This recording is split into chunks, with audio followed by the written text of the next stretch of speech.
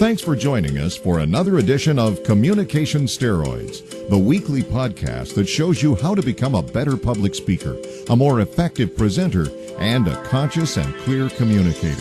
This is where you can find tips, tools, and techniques that you can put to use today. Here are your hosts of Communication Steroids, Tim Gonzo Gordon and Roger Pike. Hey, Roger. Hey, Tim. How's it going?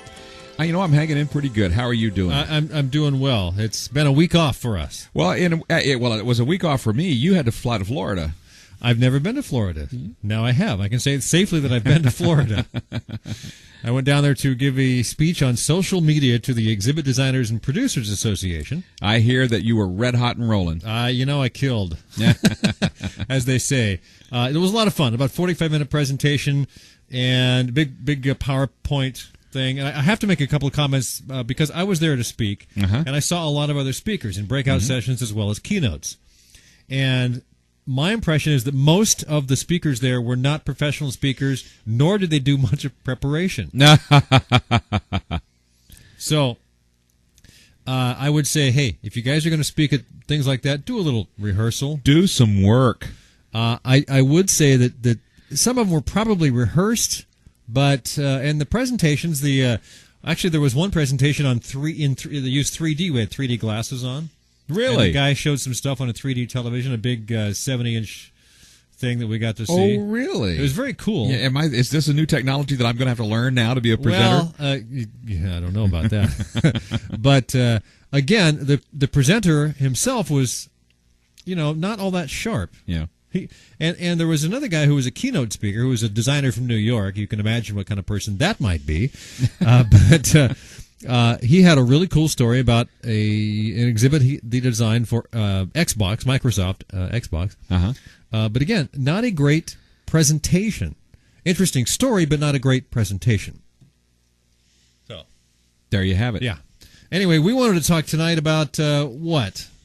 Disasters. Well, it was a show that we did last year. It's a disaster show. Yeah. There you are. And we're hoping it won't be a disaster. And it won't be. But, we did the show last year. We figured we should do it this year. We're coming up on the end of the year. And who had the worst time of it? Yeah, PR disasters, basically. We did this last year, and there were a handful that we talked about. There's a big list that we could choose from. This year, everything's from been a tough road. The guy from Southwest Airlines, they got kicked off because he was basically too large for the his seat, and tweeted about it. Movie director Kevin Smith. For my shirt. Yeah. And there was others, but I have my list. You have yours. We picked three. Yeah, we did. 3 for me, 3 for you, and I think we crossed in 1 or 2. Yeah, we did.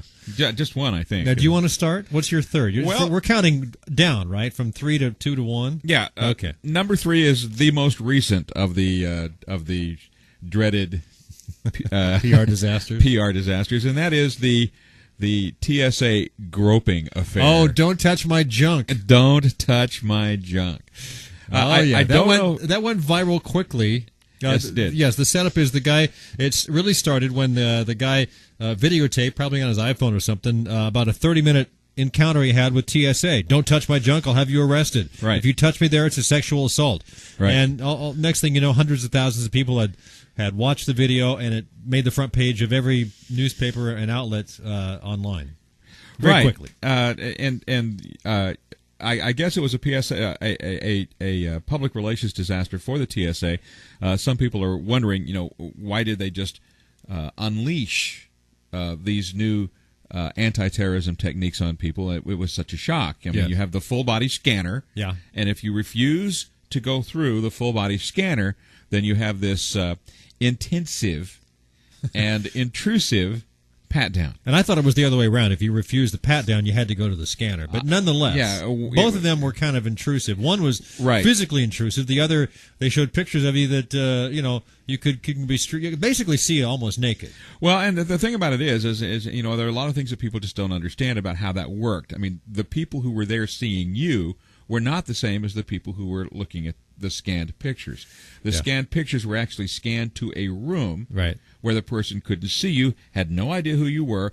All they saw was this image going across. And they could see if you had like an AK-47 tucked in your undies. Tucked in your undies. I mean, and this was all brought about because of the underwear bomber and all that sort of thing. I would agree that they did have a disaster in the main point. That, as you said, they didn't tell anybody this was happening. All of a sudden, it was sprung on everybody. Right. There was no, like, 30 days, we're going to start doing this, here's what to expect if you're a traveler, and that would probably eliminated much of the outcry. Right. Now, the head of the TSA had what I consider to be the absolute, a lame excuse, and that is, he said, we couldn't tell the terrorists what it was we were going to do because they designed countermeasures. Well, I've got some news for you. Like a day after you started doing it, they knew. Yeah. They knew. That was a pretty lame excuse. Okay, so that was your number 3. That was my number 3. My number 3 was in the sports world, and it had to do with LeBron James leaving Cleveland. And to do this, he had this big build-up for this hour special that he was doing on ESPN called The Decision, in which he announced his decision not to stay with Cleveland. And it fell flat in a lot of areas, and he got a lot of flack for it, not the least of which is, no one knew exactly what he was going to do, and so the decision, of course, was hated and seen as a turnabout from a guy who grew up in Cleveland. Right. And then there was just a lot of flack because it was just this huge egotistical program that it turned out to be. I didn't watch it, so all I'm going by is what I've read. Right. But it did not bode well for LeBron. And when he went back to Cleveland last week to play a game there, ooh. Of course, they killed the Miami Heat. Killed Cleveland. Right. Well, I don't think that was well handled at all. No, it wasn't. I mean, the thing about it is that if he wins the league MVP award, all will be forgiven. I mean, not from Cleveland; they'll never forgive him. They'll never forgive him. Or if he wins the championship, right? Yeah. I mean, in the world of sports, you can overcome anything with victory. Not so much in other fields. But in sports, you can do that. But it's still in all, he's got to be considered damaged goods, and this may affect his ability to endorse products. I mean, it can cost him money. Well, yeah, it's not nearly as bad as what I think happened to Tiger a year ago. Right. No. Tiger Woods, as far as damaged goods when it came to corporations endorsing you. Mm-hmm. But he did, I think, make one statement here in the last couple of weeks, which I think helped me see in him just a slightly different. He says, if I had a chance to do that over again, I wouldn't do what I did. I would handle it differently. I think he learned a lot from that's closing the barn door after the horses are out. Agreed, but he's a kid in a sense, in his 20s. Now he's a grown man. He can make up his own mind, but on the other hand, we all knew what we were like in our 20s, making dumb decisions every other day. Yeah, I usually woke up in a gutter when I made that wrong decision. Yeah, not live on ESPN for an hour. No. Okay, so what's your number 2? My number 2, I guess it will require some explaining. It's the economy. The economy. The economy had bad PR. In a manner of speaking, and I'm going to approach it from like two areas. The fact that the PR was bad is evidenced by the election results. The party in power suffered abysmally in the last election. So what did they do wrong with regards to how they packaged their response to the economy that led people to believe that they were doing such a terrible, horrible, awful job? Now part of it is that the economy just hasn't recovered, but I think the biggest part of it is they oversold their solution. Not in terms of their solution being the correct one. I'm not an economist, but the speed with which they could achieve results. What they needed to do was to go into their economic recovery plan saying that the other folks took 8 years to put us here. It's going to take 8 years to get us out. Yeah, and after 2 years, everyone expected miracles. And you didn't get it. And And so in any situation, a lot of people's reaction has to do with their expectations going in, and I think that the party in power oversold the rapidity with which they would achieve solutions. People expected them to achieve those results, and then when they didn't, they were punished. And that was a PR disaster. My number 2 was Toyota's great recall. Now, to be honest, I picked this from a list of a bunch of things that I saw, and my recollection of the great recall was that there was a news story out that said, it's got to be recalled. It kept growing bigger and bigger and just more stuff and kept snowballing, and Toyota didn't really handle it well all the way through. Their reaction was very slow, very stilted.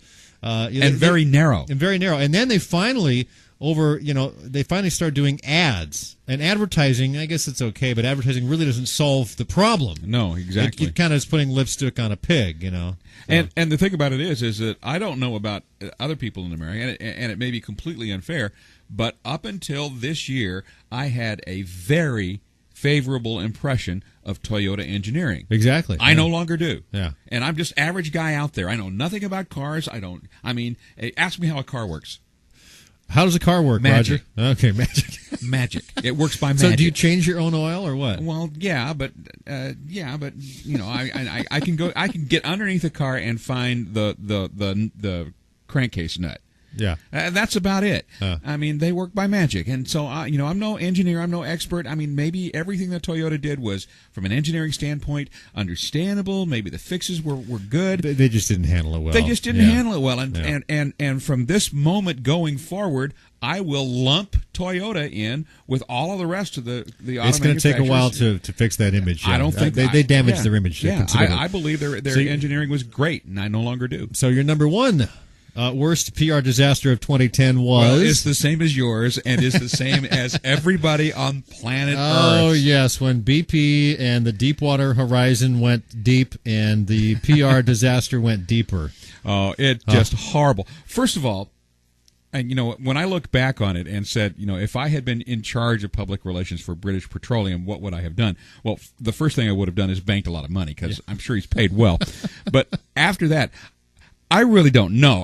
Let's face it, it was a disaster. Yeah, Tony somebody like rather? Yeah. It was a disaster. It was a huge disaster. It was, it's like, it was a decades-long disaster before they're still cleaning up the thing, I'm sure. So how could a PR guy have handled that to make BP have come off any better than what they were going? They were going to be hoist by their own petard anyway. They were going to be excoriated anyway. Maybe there was no positive solution. It was a no-win situation for them, unfortunately. And towards the end, still handled it bad. Didn't the CEO finally go away? Yes, he did. And that was the biggest element of the PR disaster, as far as I was concerned, is that their point man was an arrogant ass. And the CEO of the company took point, and that was just a huge mistake. They needed to get somebody up there who was humble, cuddly, and lovable. And he was none of the above. He was none of those things. I do admit that I had a little sympathy for the guy towards the end, because he was just in a no-win situation. Well, he was, but at least he could have been mildly. They could have handled it a little better. Well, they could have handled it a lot better. A lot better. Yeah. They needed somebody up there who was going to be cuddly. Who was going to say, we did it. When the world's media is shining a light on you, learn how to handle that, and don't try and make it worse. And he was an arrogant slob. That's just the fact of the matter. Is it time to go? Time to go. All right. It's been nice. It's been nice. It's been great. It's been fun. It's been real. It's actually been real fun. All of those things. And it's the podcast from Communication Steroids. Over there is my partner, Roger Pike, and over there is my partner, Tim Gordon. Thanks again. Been a pleasure.